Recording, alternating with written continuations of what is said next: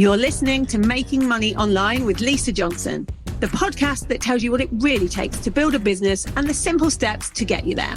I'm determined to share with you the reality of easy, simple business marketing tips to make passive income so that you can start making money online. I'm excited to tell you all about the Business Box run by my good friend Lauren. It's a subscription box for entrepreneurs packed full of goodies to help you be more productive, more organized, make more money, and look after yourself. Each month you get a business book, stationery, office supplies, and something that's to do with self-care. And best of all, it's all tax deductible. Plus, if you use the code LJPOD at checkout, you'll get an extra gift in your first box. So go check out the link in the show notes or go straight to thebusinessbox.co.uk now. Good morning. Might be afternoon where you're listening, but welcome to this week's episode of the podcast. Today, we're going to talk about happiness a little bit. We're going to talk about what success really is, and we're going to talk about whether fulfillment and feeling fulfilled actually is the main thing of all. And to do this, I've brought in a specialist, Georgie Shears. She's a life design strategist, and she helps female founders create a fulfilling and successful and happy life in all areas. And I want to talk about this because I think we get this wrong when it comes to happiness. So welcome to the show, Georgie. Oh, morning, Lisa. Thanks for having me on. No worries. Let's just start with your background, because you were what people would have said was successful and fulfilled, and you had this great life, but anxiety played a part. So I want to talk about where you were and where this journey began. So I'm going to go back let's go back 12 years. At this point, I'm an individual design coach. That's health, fitness, and lifestyle coach. And I'd had my little girl and had retrained. And way before this, I've had a lifetime of anxiety, self-doubt, limiting beliefs. I was on antidepressants from the age of 14. But that's a long old story for a short podcast, so we'll get to here. So yeah, I'd built a career around my absolute passion, which is really humans getting the most out of life. And I'd focused that around fitness and health, really, health and longevity, very much so.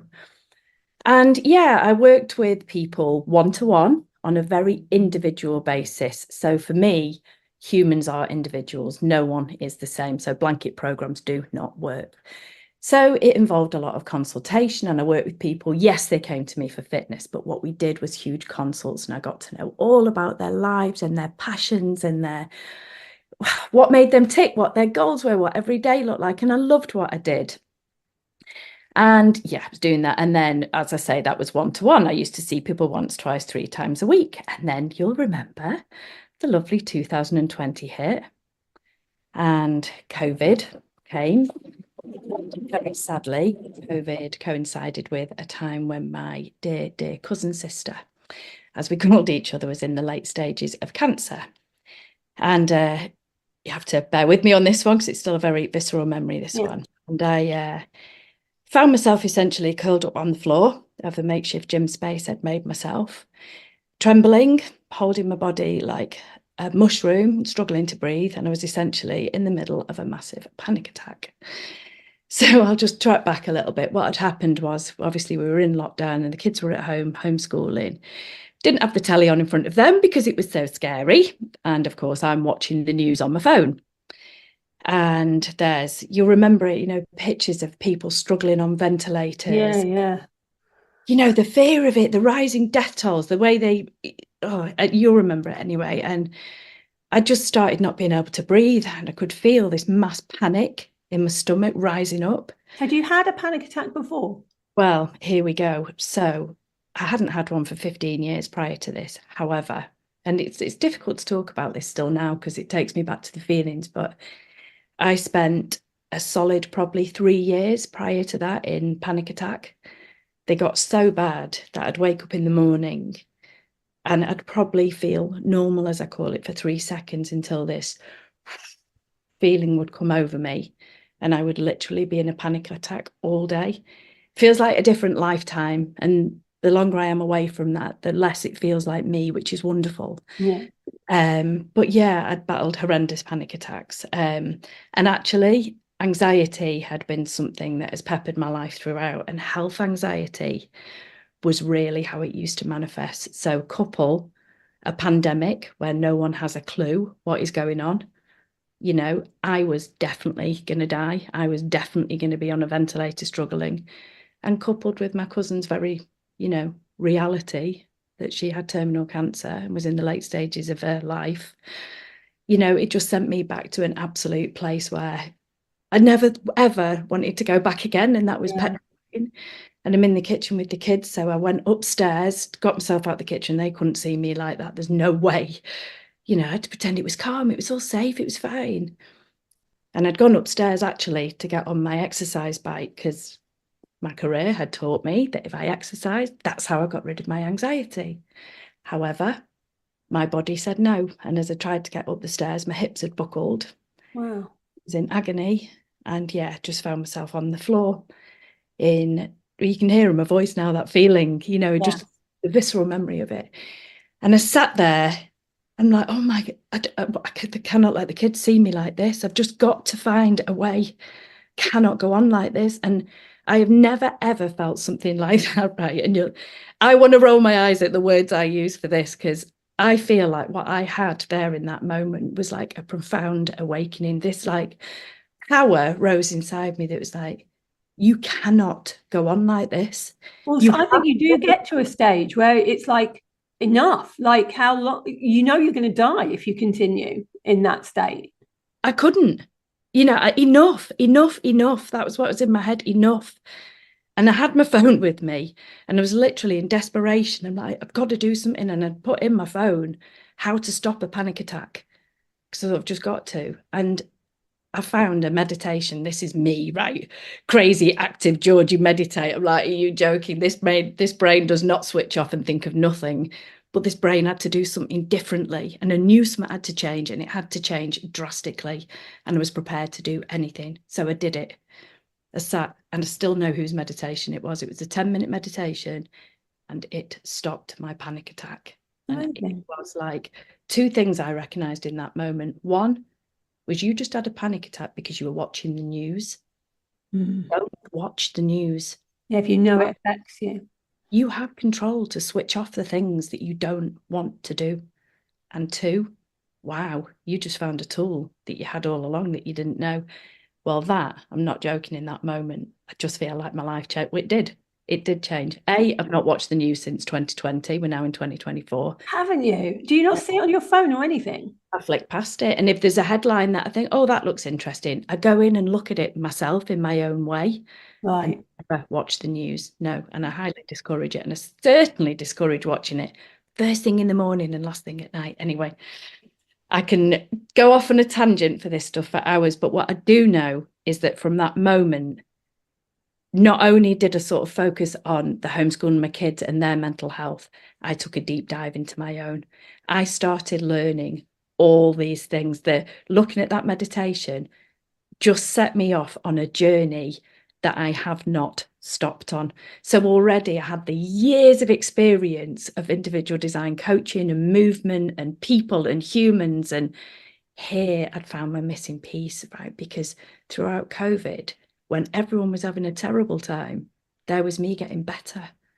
And I got better and better and better as I started doing things like gratitude practices and journaling and getting quiet, honestly. Do you think it helped that we were in a pandemic then? Because there was time. Yeah, there was time. I was grateful. I couldn't distract myself. I had to go inside. Like all the things I genuinely would have thought, oh, get over yourself, if I'd heard someone else saying, this was not my world. And this is why I still describe myself now. I'm like, well, I'm the very practical woo. Yeah. Still skeptical of all the stuff that I teach, but I know it works because I do it.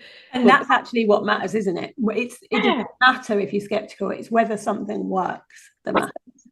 And what I found within that, Lisa, was not only, so I stopped doing any one-to-one. I didn't take my work online. That's not the way I work. Humans, movement for me, has to be seen and done with people. But what I realized was when I used to spend all that time with people, I could see how wonderful they are, because humans just are incredible, right? We've all got so much to bring, and so many of us don't see it.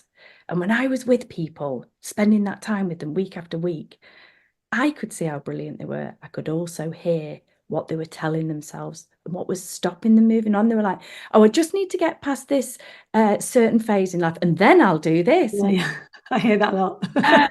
Yeah, you've heard it from me. And, it's their own limitations, and it comes from all sorts. It could have been one particular client, and I could hear her mum talking when she talked, and this piece that I'd just done with myself in COVID was like, I learned to identify my own limiting beliefs that I'd thought were true of who I was. Yeah, and that makes it very clear then for you to be able to see other people's limiting beliefs. Yeah, so it was like, while I was proving to myself this stuff worked because it was changing my life, I knew I'd found the missing jigsaw piece, because when I was with people, I was dying to go, God, if you'd only go for therapy, but you can't say that to someone. But what I'd found was a way of helping people without, I still have therapy, I love it. But while therapy kind of heals your past, what I do with people is create your future, move forward, give you the tools and strategies. We work together on that. And it's very individual, What I love about what you do, because there's a lot of people that are life coaches that kind of teach, this is how you be successful, or this is how you'll feel fulfilled. But actually, everybody is different. And as a life design strategist, you design people's lives very differently, because it's not the same for everyone. Everybody, like you say, I want lots of people say, right, well, the thing you need to do to be successful, especially high performance coaches, they're like, get up at 5 a.m, go to the gym. But that's not right for everybody. It's so not right for everybody, right? I mean, if you hate that, how is that designing a life you love? And I'm really sorry, high performance coaches, if that is your thing. Actually, I do like getting up. I'm not 5, I'm 6, if that makes any difference. But that has really changed my life, accepting that I might have to think differently. Yes, I might have to do things differently, of course. Yeah. And actually, I did used to be a massive night owl. Now I sleep, now I get up early. That works for me. But if I prescribe to someone, you need to go to the gym and do this, and you really hate the gym, how is that designing a life you love? It's just not. The way to keep something sustainable is to really hear and be there to listen to your client, to what they enjoy in life, what gives them energy, tuning into what gives them energy, and making sure that you tailor something. So, for example, myself, I do like movement, but I also love learning, and I've also got a packed life of a successful business. It's like, how do you fit all that in? Yeah. So sometimes movement and learning looks like getting on a watt bike with catching up on a sort of learning a course on my iPad. That is also movement. It doesn't have to be prescriptive. And I'm very passionate about people creating a life they love in all areas. So you might be so successful in work, your figures might be going higher and higher, you might be having all these high accolades, but you're knackered. Yeah. And you don't know what happiness looks like outside of work. That is what I'm there for. I'm there to help be your person. You can offload on me.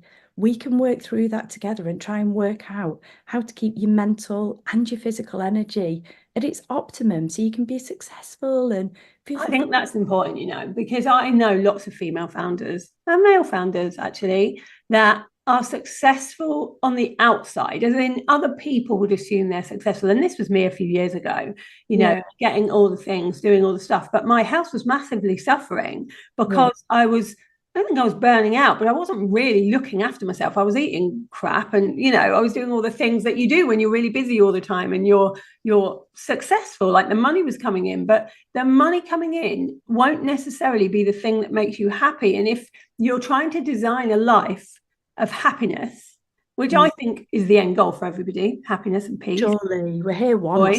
Yeah, exactly. So if that's it, you have to think what makes you happy, and it's not always going to be money. And I think that's such a light bulb moment for so many people, because they're so intent, these business owners, on making 7 figures and, you know, making multi 6 figures.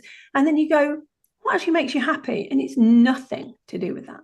Yeah. And I think, don't get me wrong, we all want that. You know, Yeah. it is a marker of success, and it feels nice, and you can give back, The and you can do opportunity. more, Yeah. all those things, right? But you touched on something interesting there. It's like, you know, you're eating badly, and sometimes with this success comes travel, right? And routine. A rigid routine is not going to work if you find yourself on this plane, that plane, waking up in this country. You've got big breakfast halls full of, you know, and you're eating out. And it's learning how to manage something sustainable in your life that works wherever you are, whenever you are. Yeah, I'm working out, tuning into what makes you happy. So many people don't even know. Yeah. Oh, that's the bits I help you with. Well, I haven't thought, have Most they? fulfilling job ever. Yeah, because the people don't sit there and go, what does make me happy? They just assume that success and money will make them happy. You know, Yeah. the things that everybody else tells them will make them happy. And if I'm honest, I did that. I was on that roundabout of, well, I need to collect these accolades because they are the things that make people happy when they're a business owner. But actually, we're not just a business owner, we're a person. And we have to take it back to that. What makes that person happy? The business owning part should only be one part of your life. And I like that you help people work out what else they enjoy, because a Yeah. lot of business owners don't know. They're so just doing their business that they have no other identity. And hey, I'm on this journey as well, right? And it's a lifetime's work. And I still get it wrong for myself, but I know that when I start feeling limiting beliefs start creeping back in. And it comes back to this self-awareness piece. I've actually developed a system accidentally called the Shift Life Design System. And the first element of that is the S of Shift, which is self-awareness. And when I start slipping, when I start feeling the lack of self-belief, that is a real alarm bell for me. It's like, what is going on here? Something is out of alignment. And I send myself back there, and I've got the tools now to work out what it is. And that's what I find so wonderful of working with people, is like, hey, you can hear you're starting to go external, need the things again. Yeah. Need the You know, validation again. need the validation again, what's going on? Because that's when we're not feeling happy. That's when we're not feeling fulfilled, isn't it? Yeah. Something's misaligned. And I just feel really privileged that I get to work with people. You know, I am the person they can talk to. You can't talk to your team about these things. And No. your mates often don't understand the business world. Yeah. And I feel like I'm a bridge between both those things, because I am a female founder as well. Yeah. What tools do you use? What are your Oh. main tools? I mean, how long have you got, Lisa? Because I would say my main tools, the things that I use absolutely daily. Number one tool is wake up in the morning, do not touch your phone. That has been a game changer for me. I wake up in the morning and I honestly, first thing is, I say to myself, thank you for another day alive on this beautiful planet, because it is a gift and I mean it. And I the agree next, with you. And I think gratefulness is so overlooked. yeah. And yeah, I can't remember the quote now, but there's that quote, isn't there, about it's not grateful. Oh, I'm going to get it the wrong way around. Grateful people who are happy. It's happy people who are grateful. I think it's the other way around. But you know what I'm saying anyway. It was a quote I heard Brene Brown say. She's been a game changer for me as well. So I do that, but I also keep headphones next to my bed. I put those straight in and I do a 10-minute morning meditation, guided, doesn't take any thought from my part, just press play. I do that. I get out of bed, always make my bed. I like to set myself up with the intention of how I want to take myself into the day. I've always got my clothes set out from the night before, so I know exactly who I am that day and exactly what I'm doing. Remove any resistance. I do a gratitude journaling piece, takes 2 minutes. Always drink my lemon water with apple cider vinegar. I'm famed for that on my page if you go and have a look at Instagram. I can't even talk about apple cider vinegar after that retreat. I know, I did laugh watching that. But so what other tools? I get quiet, even if it's on the school run. I drop the kids off and I just don't have anything on, and I just sit with me for a bit, see how I'm feeling. I cannot tell you, I use so many tools, it's unbelievable. It's But really that's in a good. nutshell for you. And I always end the day with a longer meditation as well. So meditation is one of the biggest tools you use. What would you say to those people who maybe like you say things like meditation just doesn't work for me because my mind just won't sit still? It doesn't need to. This is the thing that it completely changed the game with meditation for me. I am honestly yet to sit cross-legged and say, never ever done that. Right? Never. It's just not me. I'm very practical. I'm active and I have a massively active brain. But what taught me that it's fine is when you sit meditating, when you recognize you're thinking, that is meditating. It's like, I'm not doing it. I'm thinking, brilliant. Well done. You're aware. That is meditating. And then it's like just trying to go back to your breath again, concentrate on your breath going in and out of your belly. And then invariably a job will pop in that you need to do. And you're like, no, thank you, not at the moment. And it's just that process. And actually, the more you do it, the easier it does get. When I first started doing it, I was like, oh my God, is this 10 minutes over yet? What do you think it does for you, meditating? It makes me calm. It makes me, actually. Stop with all that external validation piece. It lets me know the answers. Honestly, if I've ever got like a question, or should I do this, should I not? If I get quiet, I know the answer. I think everyone knows the answers. Yeah, really. I agree with you. So just to finish off, what's one piece of advice you would give somebody that is a female founder now that is, they're doing all right, they're pretty successful, but they're not completely feeling fulfilled? Contact me. I really mean that as well. The way I work with people is a completely bespoke way of working, designed for you to fit into what you love in life, to fit into your life. It's not extra jobs. This will create more time. I think we need to understand that change is inevitable. Our lives are not linear, and it's a constant journey of evolution. And working with me means that we just keep continually adapting your practices, your routines, what's important to you, where your stress levels are. If you're in the middle of a massive launch, you need completely different support than kind of the day-to-day running of a team, and I understand all that. I go through it. Yeah. So my advice really, I guess, is please learn to kind of meditate, and don't think of it as like this, you've got to be sat on a hill, all that kind of vibe. Yeah. I think a tip for me was using Insight Timer. It's a free app, and just going in and putting in things like morning meditation, 10 minutes, start easy. Yeah, start easy. I use the Calm app and it's the same. Yeah. Like, at least it's guided. And don't expect results instantly. Stick with it. Nothing changes overnight. But I tell you what, and it's the saying you hear all the time, nothing changes if nothing changes. Be prepared to think differently. Yeah. If you think it's a load of BS, try something, but try it for a month, not a couple of nights. Yeah, to see if it works. Give yourself a chance. Yeah. Amazing. Thank you for being here with us today and giving us your wisdom. Where can people come find you? Okay, well, firstly, I'd like to give you a little freebie if that's all right, because I love a quiz. So I've developed a quiz and it's called Life Design Quiz. You can find that at lifedesignquiz.com. It takes less than 3 minutes and you literally answer a few questions. And what it will do is it'll send you a free personalized PDF report on what area it is that's kind of holding you back and stopping you feeling that fulfillment at the moment. Dead easy, and then it'll identify that area for you, explain a little bit about it and how you can get working on it straight away.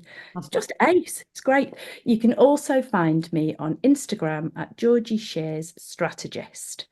And yeah, if you go on there, you can actually book a little free 15-minute call with me.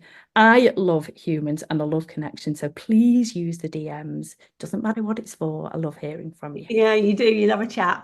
Amazing. And we'll put those links in the show notes as well. Thank you for listening, everyone. Thank you for being here, Georgie. And I will see you all next week for another episode of Making Money Online. Thank you for listening to Making Money Online with Lisa Johnson. If you'd like to get hold of my guide to launching, go to lisajohnson.com/launch and let's get you making money online.